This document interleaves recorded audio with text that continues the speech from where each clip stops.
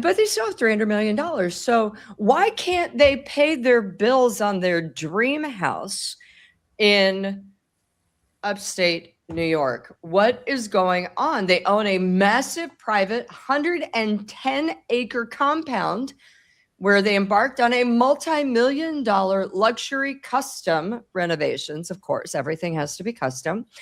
This construction has been stalled. 5 different contractors and subcontractors have filed mechanics liens totaling $2.1 million against this property and Ryan and Blake's associated LLCs for unpaid work and materials. And it's kind of sparked major public outcry on places like Reddit, YouTube, here, with critics pointing out the stark contrast between wearing hundreds of thousands of dollars in jewelry to high-profile events like, oh, I don't know, the Met Gala where her gown alone was $100,000. And local contractors are left holding the bag for millions. And this is also what bothers me. It's kind of like, here's us and here's the little people. The little people, whatever, but I've still got to look good. Yeah, suck it up, Buttercup. I have to say, what about that house? Doesn't it look like? Do you have Shoreguard? They're the storage people, and they have that little cupola, and then the great big like a warehouse. Yes, I mean that is the ugliest dream house. I mean, it looks like a Home Depot. Yeah, it is, or maybe like a branch of Toys R Us. I mean, it is ugly, man. And who needs a house that big? What is wrong with these people? I mean, it's tens of thousands of square feet. It's like, I get you got 4 kids. Maybe you don't like them.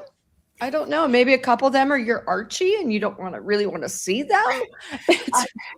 I looked at the plans, and I looked at the pool house. The pool house, I live in a nice, ordinary house with my 2 dogs, 2 children, husband. We're fine. Their pool house is bigger than my house, but it's not just bigger than my house. It's like half as big again as my house. I just don't understand what's going on. Well, you know, and it's like they live in New York. I live in New York.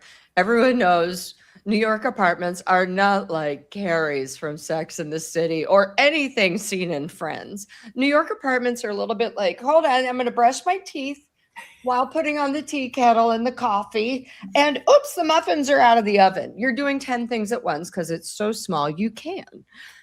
They have a ginormous place in Tribeca where apparently, again, everyone has their own bedrooms. Yes, I say this with envy. But it is also huge. It's like 10,000 square feet, something ridiculous. So you're right. That house is crazy. However, this is what they want. They say they're going to get it. Why are their bills not being paid, Allison? They clearly have money to keep the lights on in New York. They clearly have money to get dolled up. And now I get that her wardrobe in It Ends With Us, which I believe she ended up keeping some of it, was $500,000, which, again, if anyone saw that movie, how she could have paid $500 for that mess? I mean, girl, she should have just gone to Goodwill and she'd look better. But again, it's like, I'm going to pay for stuff, but see ya.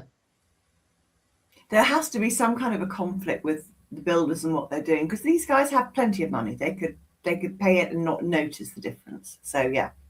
Do you think the legal bills are hurting them? Because they are, once again, I mean, one does have to wonder, we've got, if we bring this back up, hold on, not that, it's been quoted, and I've done the math myself, that both sides likely spent $60+ million. So if you want to split it, $30+ million. Now, Justin Baldoni, I'm sure, had insurance on that. Yes, he had insurance. And I heard it was over 100 million, and that was before. When was that? When did I hear that? That would have been last year. I was told by someone involved in it that it was 100 million and rising. Well, I think she's on the chain for about 35 million. They could afford it, but the continuing fight, which we're going to come to, is because they don't want to be seen to have to pay. So pay anyone. listen, they started the fight, but they don't want to pay for it. Yes, it's insane. And, you know, for those people out there who wonder, how can somebody have $100 million legal bill, $60 million, whatever? Let me tell you what, okay? Just a quickie. I moved into this new apartment, okay? My dream apartment, they jacked the rent. I had to leave. And I find this new apartment. I'm like, great, it's lovely. The day I moved in, I signed a 2-year lease. The day I moved in, scaffolding went up for the lifetime of my 2-year lease. And it's blocking light, it's blocking views, it's everything. The noise is incredible. Now, obviously, I work part-time from home, and I called a lawyer. I called 2 lawyers, and they were like, you know, you might have a case, especially with New York housing laws, but I'm $500 an hour. So to write one letter would be $500 an hour. To pick up a phone, that's another hour.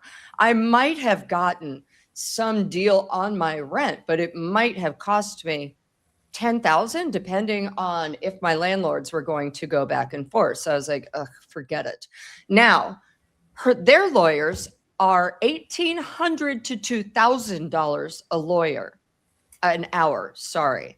And they have teams. And when I say teams, I mean 10 to 20 working 60 to 70 hours a week. So y'all do the math on that one. For TikTok, what's it been? 2 years now, Allison? Yeah. And counting? Because now they're saying, we don't want to, we're not gonna settle. We're not gonna walk away and just lick our wounds and hope everyone forgets. No. It's ongoing. Tell us about this, Allison, because my jaw is too dropped. Well, so this all rests on an interpretation of a really, really new law, and the law is designed to protect people who have made a complaint of sexual harassment from being sued themselves in a retaliatory way for defamation. And this is the law which Blake is trying to use as her fig leaf to cover her. The judge is, I mean, I've been reading, I wasn't in court, but I've been reading it, and the judge is baffled. He doesn't know how to apply the law. He doesn't know what to do. He was completely astonished when they said they basically want another trial. He's like, no. So we're waiting for him to rule, and we'll see. And it's really hard to predict what's going to happen because, as I say, it's really new law and it's really untested. And she is trying to claim that she is in some way the victim, when actually we all understand and know that the up and down of this is that she launched the legal action and she has been the aggressor throughout. However, she is in the victim chair, and we'll see. There'll be a ruling, and then I think then it actually will be over. So thank you so much. I really love this community and I love talking with you guys. And of course, I will answer your comments after, because sometimes while I'm live, I can't do the comments because I don't have a moderator. We'll move on. But anyway, like, subscribe, hit the bell. That way we can always be together. One. And I will talk to you soon. Thank you. Thank you. Bye.